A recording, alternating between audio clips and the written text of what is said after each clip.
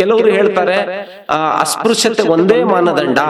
ಬಾಬಾ ಸಾಹೇಬ್ ಅಂಬೇಡ್ಕರ್ ಅವರು ಅಷ್ಟು ಏನು ತಿಳ್ಕೊಳ್ದೇನೆ ಒಂದು ಪರಿಶೀಲನೆ ಮಾಡದೇನೆ ಸೇರಿಸುವಂತವ್ರು ಆಗಿದ್ರ ಈ ಸಮುದಾಯಗಳು ಅನಧಿಕೃತವಾಗಿ ಅಸಂವಿಧಾನಿಕವಾಗಿ SC ಪಟ್ಟಿನಲ್ಲಿ ಸೇರಿಸಿದ್ದಾರೆ ಅಂತ ಹೇಳಿ ಅಂಬೇಡ್ಕರ್ ಅವ್ರನ್ನ ಇಂಡೈರೆಕ್ಟ್ ಆಗಿ ಕ್ರಿಟಿಸೈಸ್ ಮಾಡೋದನ್ನ ಬಿಡಿ, ಅಂಬೇಡ್ಕರ್ ವಾದಿಯಾಗಿ ನನ್ನ ಚಿಂತನೆ ಏನಂದ್ರೆ ನಾವು ಯಾವಾಗ್ಲೂ ಕೂಡ ಒಳ ಮೀಸಲಾತಿಗೆ ವಿರುದ್ಧವಾಗಿಲ್ಲ. ಸ್ನೇಹಿತರೆ, ಎಲ್ರಿಗೂ ನಮಸ್ಕಾರ. ಇತ್ತೀಚಿನ ದಿನಗಳಲ್ಲಿ ಒಳ ಮೀಸಲಾತಿಯ ವಿಚಾರ ಮುಖ್ಯವಾಹಿನಿಗೆ ಬಂದು ಚರ್ಚೆ ಆಗ್ತಿರುವಂತ ವಿಷಯ ತಮ್ಗೆಲ್ರಿಗೂ ಗೊತ್ತಿದೆ. ನಾನೀಗ ಒಳ ಮೀಸಲಾತಿಯ ಪರ ವಿರೋಧ ಚರ್ಚೆ ಮಾಡ್ಲಿಕ್ಕೆ ಈ ವಿಡಿಯೋ ಮಾಡ್ತಾ ಇಲ್ಲ, ಬದಲಾಗಿ ಇತ್ತೀಚಿನ ದಿನಗಳಲ್ಲಿ ಕೆಲವರು ಅಸಂಬದ್ಧವಾದ ಹೇಳಿಕೆಗಳನ್ನ ಕೊಡೋದ್ರ ಮೂಲಕ ಸಮಾಜದಲ್ಲಿ ಅಂದ್ರೆ ಈ ಪರಿಶಿಷ್ಟ ಜಾತಿಯಲ್ಲಿರುವಂತಹ ಎಲ್ಲಾ ಸಮುದಾಯಗಳಿಗೂ ಕೂಡ ಆತಂಕ ಸೃಷ್ಟಿಸುವಂತಹ, ಕೆಲವು ಸಮುದಾಯಗಳಿಗೆ ಅಭದ್ರತೆ ಸೃಷ್ಟಿಸುವಂತಹ ಕೆಲವು ಅಪ್ರಬುದ್ಧ ಹೇಳಿಕೆಗಳನ್ನ ಕೊಡೋದ್ರ ಮೂಲಕ ಒಟ್ಟಾರೆ ಸಮಾಜದಲ್ಲಿ ಆತಂಕ ಮೂಡಿಸುವಂತ ಕೆಲಸವನ್ನ ಮಾಡ್ತಾ ಇದ್ದಾರೆ.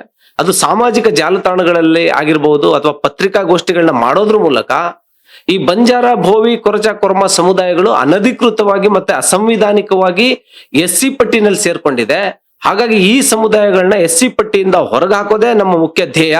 ಅದರ ಜೊತೆಗೆ ಈ ಸಮುದಾಯಗಳು ಇಲ್ಲಿವರೆಗೂ ಅನುಭವಿಸಿರುವಂತ ಮತ್ತೆ ಹೊಂದಿರುವಂತ ಆಸ್ತಿಗಳನ್ನ ಸೀಸ್ ಮಾಡಿಸ್ತೀನಿ, ಅದೆಲ್ಲವನ್ನು ಕೂಡ ನಾನು ಒಂದು ಕಾನೂನಿನ ಮೂಲಕ ಕಿತ್ಕೊಳ್ತೀನಿ ಅನ್ನುವಂತಹ ಒಂದು ಬಾಲಿಶವಾದಂತಹ ಹೇಳಿಕೆಯನ್ನ ಕೇಳಿಸ್ಕೊಂಡ ಮೇಲೂ ಕೂಡ ನಾನು ಒಬ್ಬ ಬಂಜಾರ ಸಮುದಾಯದ ಯುವ ಚಿಂತಕನಾಗಿ ಈ ಸಮುದಾಯದ ಹಿಸ್ಟ್ರಿಯನ್ನ ಒಂದಷ್ಟು ತಿಳಿಸುವಂತ ಕೆಲಸ ಮಾಡ್ಬೇಕು ಅನ್ನೋ ಕಾರಣಕ್ಕೆ ನಾನು ಈ ವಿಡಿಯೋ ಮಾಡ್ತಾ ಇದ್ದೀನಿ.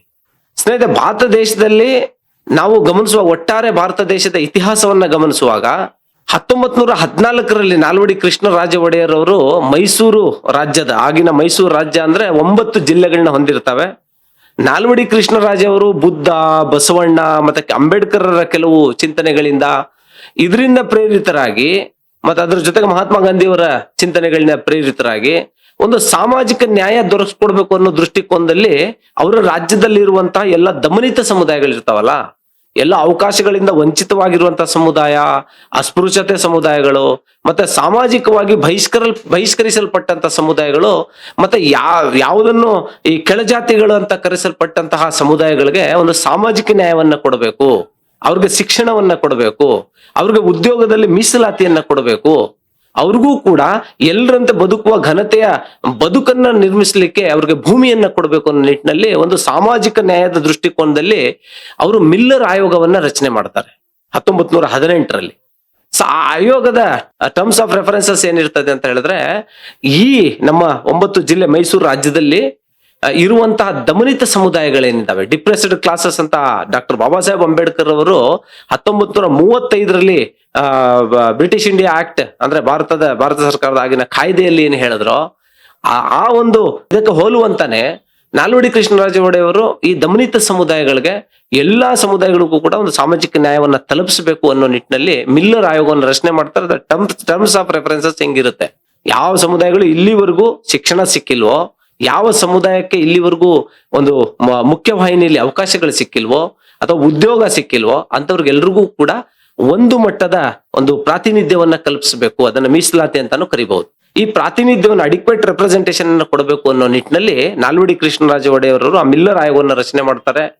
ಆ ಆಯೋಗ 1 ವರ್ಷಗಳ ಕಾಲ ಅಧ್ಯಯನ ನಡೆಸಿ ಆ ಮೈಸೂರು ರಾಜ್ಯದಲ್ಲಿರುವಂತ ಎಲ್ಲಾ ದಮನಿತ ಸಮುದಾಯಗಳೇನಿದಾವೋ ಅವುಗಳನ್ನ ನೋಟಿಫೈ ಮಾಡಿ ಅವುಗಳಿಗೆ ಈ ಇಷ್ಟು ಸಮುದಾಯಗಳು ಸಾಮಾಜಿಕ ನ್ಯಾಯದಿಂದ ವಂಚಿತವಾಗಿವೆ, ಈ ಎಲ್ಲಾ ಸಮುದಾಯಗಳಿಗೂ ಕೂಡ ನಾವು ಪ್ರಾತಿನಿಧ್ಯವನ್ನ ಕಲ್ಪಿಸಬಹುದು ಅಂತ ಹೇಳಿ ಒಂದು ಪಟ್ಟಿಯನ್ನ ಮಾಡುದು. ಸೊ ಆ ಪಟ್ಟಿನಲ್ಲಿ ಮಾದಿಗ, ಹೊಲೆಯ, ಲಂಬಾಣಿ, ಭೋವಿ, ಕೊರಚ, ಕೊರ್ಮ ಈ 6 ಜಾತಿಗಳನ್ನ ಒಂದು ಪಟ್ಟಿ ಮಾಡಲಾಗುತ್ತೆ. ಈ ಎಲ್ಲಾ ಸಮುದಾಯಗಳಿಗೂ ಕೂಡ ಈ ಸರ್ಕಾರಿ ಉದ್ಯೋಗದಲ್ಲಿ ಎಸ್ಪೆಷಲಿ ಪ್ರಾತಿನಿಧ್ಯವನ್ನ ಅಡಿಕ್ವೇಟ್ ರೆಪ್ರೆಸೆಂಟೇಷನ್ ಅನ್ನ ಕೊಡಬೇಕು ಅನ್ನೋ ಒಂದು ಆದೇಶ ಅಲ್ಲಿಂದ ಶುರುವಾಗುತ್ತೆ.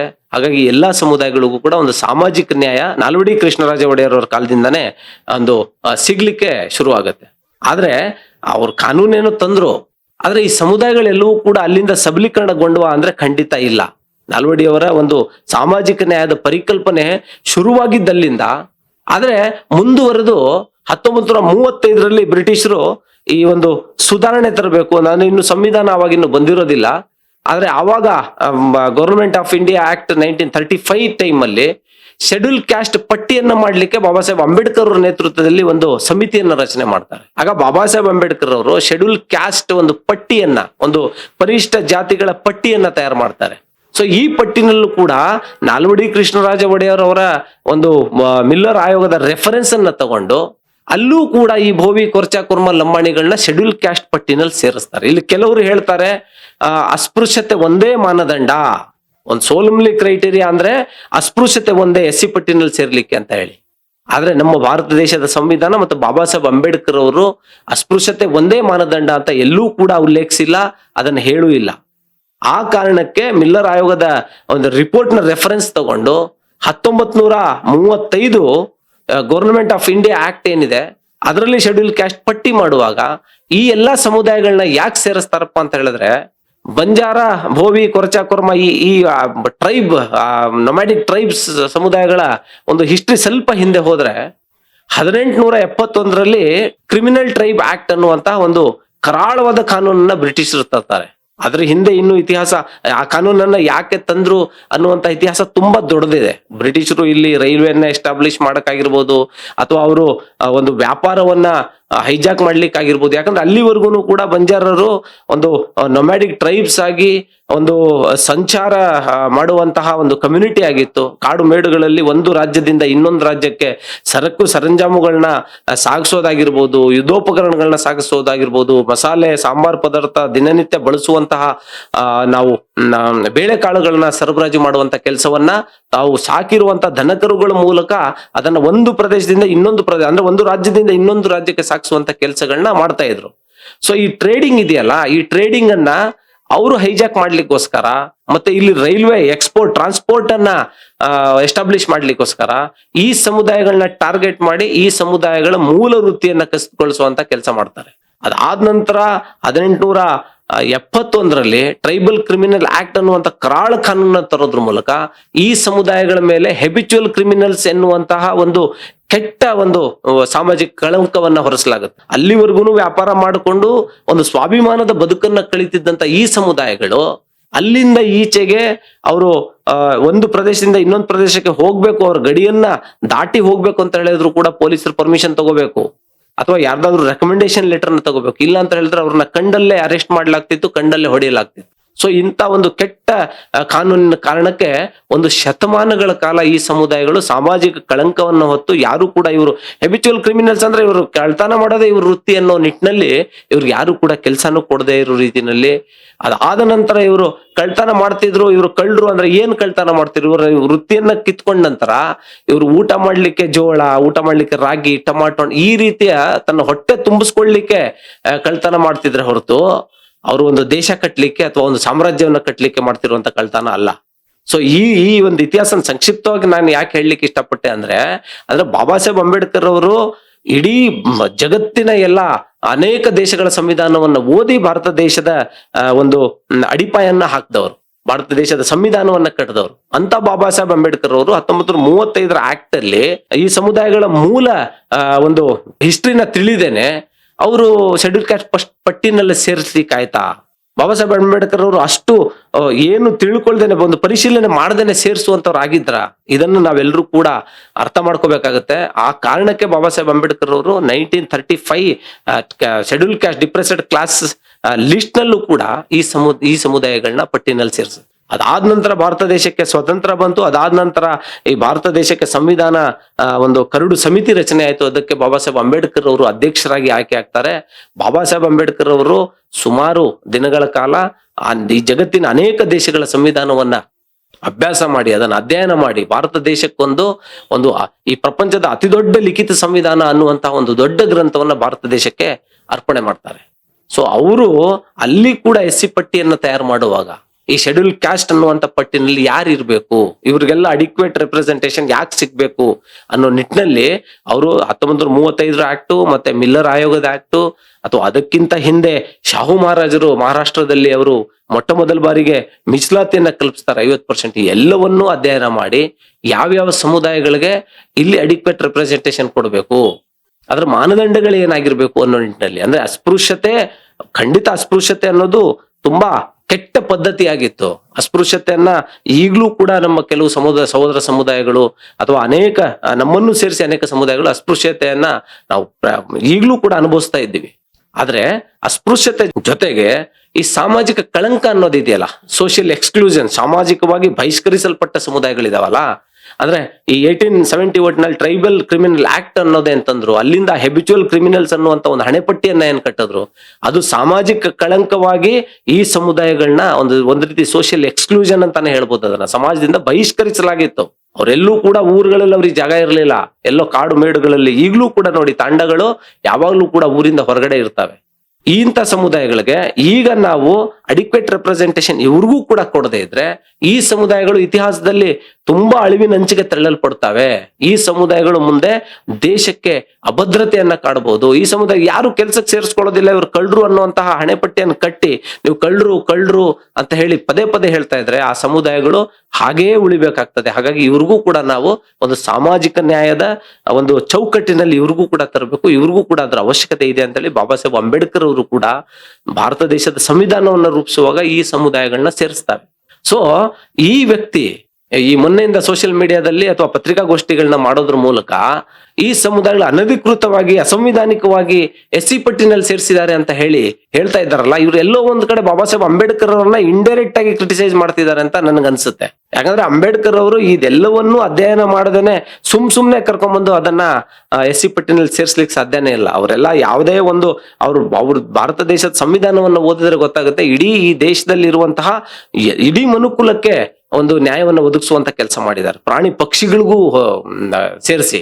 ಹಾಗಾಗಿ ಅಂಬೇಡ್ಕರ್ ಅವ್ರನ್ನ ಇಂಡೈರೆಕ್ಟ್ ಆಗಿ ಕ್ರಿಟಿಸೈಸ್ ಮಾಡೋದನ್ನ ಬಿಡಿ. ಅದನ್ನ ಬಿಟ್ಟು ಯಾವುದೇ ಒಂದು ಸಮುದಾಯಗಳು ಅಷ್ಟು ಸುಲಭವಾಗಿ ಭಾರತ ದೇಶದಲ್ಲಿ ಕಾನೂನಾಗ್ಲಿ ಸಂವಿಧಾನವಾಗ್ಲಿ ಅಷ್ಟು ಸುಲಭವಾಗಿ ಯಾರೋ ಬಂದು ಈ ಬೇರೆಯವ್ರ ಮನೆಯಿಂದ ಇನ್ನೊಂದು ಮನೆಗೆ ಹಿಂಬಾಗ್ಲಿನಿಂದ ಸೇರ್ಕೊಳ್ತೀವಲ್ಲ, ಆ ರೀತಿ ಸಂವಿಧಾನದ ಒಂದು ಶೆಡ್ಯೂಲ್ ಕ್ಯಾಸ್ಟ್ ಪಟ್ಟಿನಲ್ಲಿ ಸೇರ್ಕೊಳ್ಳಿಕ್ ಸಾಧ್ಯನೇ ಇಲ್ಲ.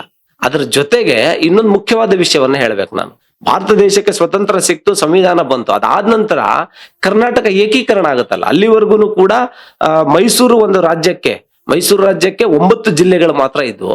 ಈ ಮೈಸೂರಿಂದ ಹಿಡಿದು ದಾವಣಗೆರೆವರೆಗೂ ಈ 9 ಜಿಲ್ಲೆಗಳು ಮಾತ್ರ ಇದ್ವು. ಅದಾದ ನಂತರ ಕರ್ನಾಟಕ ಏಕೀಕರಣದ ಸಮಯದಲ್ಲಿ ಹೈದರಾಬಾದ್ ಕರ್ನಾಟಕ ಮತ್ತೆ ಮುಂಬೈ ಕರ್ನಾಟಕಕ್ಕೆ ಸೇರ್ಪಡೆಗೊಳ್ತವೆ. ಆದ್ರೆ ಹೈದರಾಬಾದ್ ಕರ್ನಾಟಕದಲ್ಲಿರುವಂತ ಬಂಜಾರರು, ಮುಂಬೈ ಕರ್ನಾಟಕದಲ್ಲಿರುವಂತ ಬಂಜಾರರು ಅಥವಾ ಭೋವಿ ಕೊರಚ ಕುರ್ಮ ಸಮುದಾಯಗಳು ಒಂದೇ ರಾಜ್ಯದಲ್ಲಿ ಸೇರ್ಪಡೆಗೊಂಡ್ರು ಕೂಡ ಈ 9 ಜಿಲ್ಲೆಯಲ್ಲಿರುವಂತಹ ಬಂಜಾರ ಭೋವಿ ಕೊರಚ ಕುರ್ಮ SC ಪಟ್ಟಿನಲ್ಲಿ ಇರ್ತಾರೆ. ಆದ್ರೆ ಹೈದರಾಬಾದ್ ಕರ್ನಾಟಕ ಮತ್ತೆ ಮುಂಬೈ ಕರ್ನಾಟಕದಲ್ಲಿರುವಂತಹ ಭೋವಿ ಕೊರಚ ಕುರ್ಮ ಲಂಬಾಣಿಗಳು SC ಪಟ್ಟಿನಲ್ಲಿ ಇರೋದಿಲ್ಲ.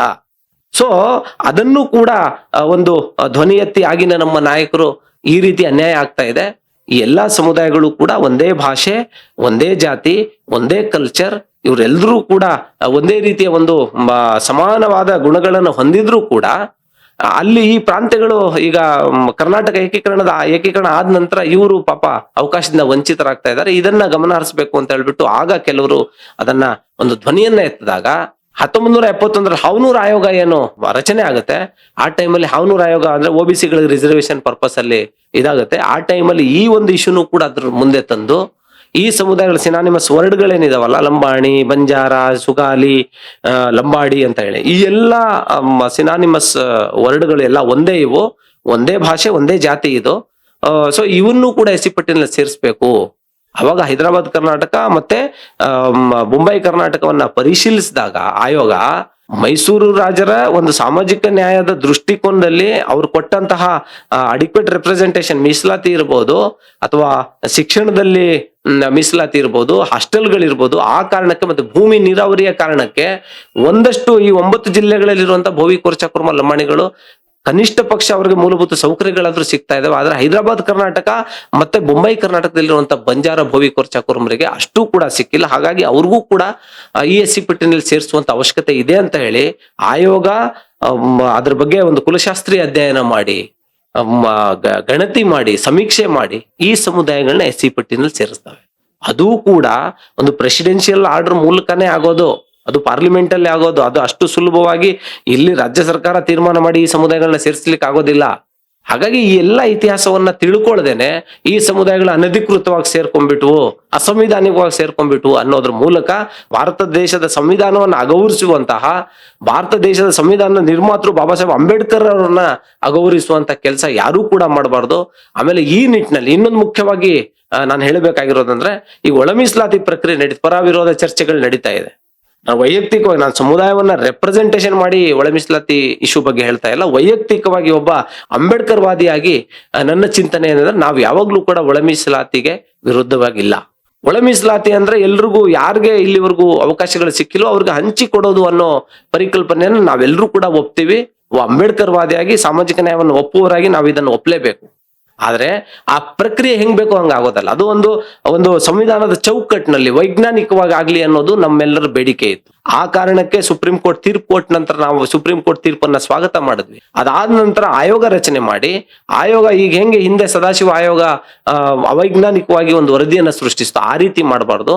ಒಂದು ವೈಜ್ಞಾನಿಕವಾಗಿ ಒಂದು ಸಮೀಕ್ಷೆ ನಡೆಸಬೇಕು, ಜಾತಿಗಣತಿ ನಡೆಸಬೇಕು, ಎಲ್ಲಾ ಸಾಮಾಜಿಕ, ಆರ್ಥಿಕ, ಶೈಕ್ಷಣಿಕ, ಔದ್ಯೋಗಿಕ ಹಿಂದುಳಿದಿರುವಿಕೆಯನ್ನು ಗುರುತಿಸಬೇಕು.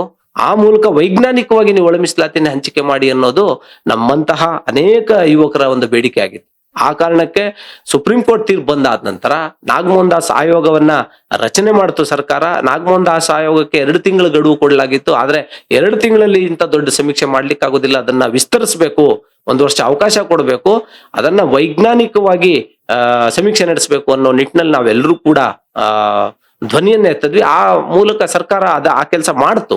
1 ವರ್ಷ ವಿಸ್ತರಿಸಿ ವೈಜ್ಞಾನಿಕವಾಗಿ ಒಂದು ಸಮೀಕ್ಷೆಯನ್ನ ನಡೆಸ್ತು, ಜನಸಂಖ್ಯೆಯನ್ನ ಕೊಡ್ತು. ಜನಸಂಖ್ಯೆನಲ್ಲಿ ಏರ್ಪೇರ್ ಆಗಿರ್ಬೋದು, ಅಥವಾ ಸಮೀಕ್ಷೆ ಸರಿಯಾಗಿದೆಯೋ ಅಥವಾ ಲೋಪದೋಷಗಳಾಗಿದೆಯೋ ಅನ್ನೋದು ಚರ್ಚೆ ಬೇರೆ. ಯಾವುದೇ ಸಮೀಕ್ಷೆ 100% ಪ್ಯೂರಿಟಿಯನ್ನು ಹೊಂದಿರೋದಿಲ್ಲ, ಅಥೆಂಟಿಕೇಶನ್ ಹೊಂದಿರೋದಿಲ್ಲ. ಸಣ್ಣ ಪುಟ್ಟ ಸಮಸ್ಯೆಗಳಾಗೆ ಆಗ್ತವೆ.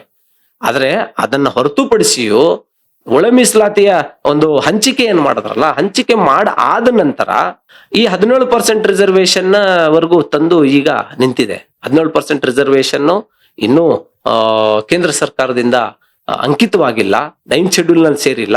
ಆ 9th ಶೆಡ್ಯೂಲ್ ನಲ್ಲಿ ಸೇರಿದ ಮೇಲೆ ಈ ಒಳ ಮೀಸಲಾತಿ ಪ್ರಕ್ರಿಯೆಯನ್ನು ಹಂಚಿಕೆ ಮಾಡಿ, ಅಲ್ಲಿವರೆಗೂ ಹಿಂದೆ ಇದ್ದಂತ 15% ಏನಿತ್ತು, 101 ಜಾತಿಗಳು ಒಂದು ಗುಂಪಿನಲ್ಲಿ ಏನಿತ್ತು, ಆ ನಿಟ್ಟಿನಲ್ಲಿ ಈಗ ನೋಟಿಫಿಕೇಶನ್ ಆಗ್ಲಿ ಅಂತ ಅನ್ನೋ ನಿಟ್ಟಿನಲ್ಲಿ ಅನೇಕ ವಿದ್ಯಾರ್ಥಿ ಸಂಘಟನೆಗಳು ಕುಂತು ಒಂದು ಬೇಡಿಕೆಯನ್ನ ಹಾಕೋದ್ರ ಮೂಲಕ, ನೀವು ನೋಟಿಫಿಕೇಶನ್ ಯಾಕೆ ನಿಲ್ಸಿದ್ರಿ, ಇನ್ನು ಮೇಲೆ ಕೆಲವು OBC ವರ್ಗಗಳು ಕೂಡ ನೋಟಿಫಿಕೇಶನ್, ಒಳ ಮೀಸಲಾತಿ ಇಶ್ಯೂಗೆ ನೋಟಿಫಿಕೇಶನ್ ಯಾಕೆ ನಿಲ್ಸಿದ್ರಿ ಅನ್ನೋ ನಿಟ್ಟಿನಲ್ಲಿ ಬೀದಿಗಿಳಿದು ಯುವಕರು ಹೋರಾಟ ಮಾಡ್ತಿರುವಂತ ಸಮಯದಲ್ಲಿ ಸರ್ಕಾರ ಹಳೆ ಮೀಸಲಾತಿ ಪ್ರಕಾರನೇ ಸದ್ಯಕ್ಕೆ 56,000 ನೋಟಿಫಿಕೇಶನ್ ಅನ್ನ ನಾವು ಮಾಡ್ತೀವಿ.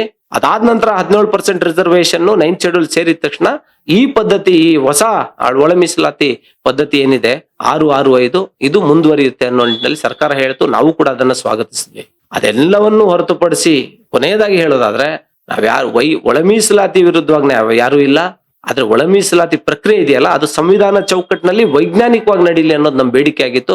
ಆ ನಿಟ್ಟಿನಲ್ಲಿ ನಡೆದ್ರೆ ಖಂಡಿತ ನಮ್ದು ಯಾರ್ದು ಇದಿಲ್ಲ. ಇದೆಲ್ಲವನ್ನು ಮೀರಿ ಈ ಎಲ್ಲಾ 101 ಸಮುದಾಯಗಳು ಕೂಡ ಒಗ್ಗಟ್ಟಾಗಿ ನಮ್ಮ ಹಕ್ಕುಗಳನ್ನ, ಸಂವಿಧಾನಬದ್ಧವಾಗಿ ನಮಗೆ ಸಿಕ್ಕಿರುವಂತ ಹಕ್ಕುಗಳನ್ನ, ನಮ್ಮ ಪಾಲಿಗೆ ಸಿಕ್ಕಿರುವಂತ SCPTSP ಅನುದಾನಗಳನ್ನ ನಾವೆಲ್ಲರೂ ಕೂಡ ಒಗ್ಗಟ್ಟಾಗಿ ನಮ್ಮ ಧ್ವನಿಯನ್ನ ಪ್ರದರ್ಶಿಸುವಂತಹ ಕಾಲ್ಘಟ್ಟ ಇದಾಗಿದೆ.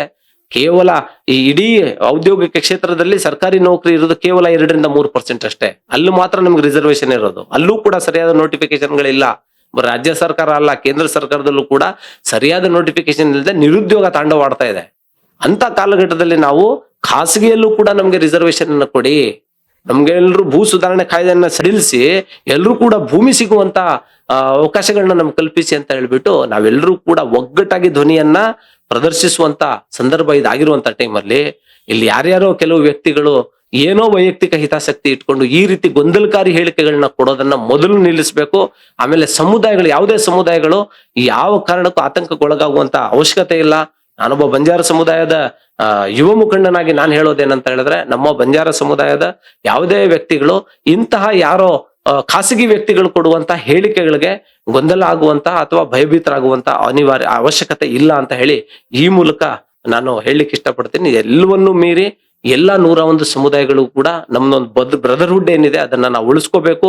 ನಾವೆಲ್ಲರೂ ಕೂಡ ಗಟ್ಟಿಯಾಗಿ ನಮ್ಮ ಧ್ವನಿಯನ್ನ, ನಮ್ಮ ಹಕ್ಕುಗಳಿಗೋಸ್ಕರ ನಾವು ಧ್ವನಿಯನ್ನ ಎತ್ತಬೇಕಾಗ್ತದೆ.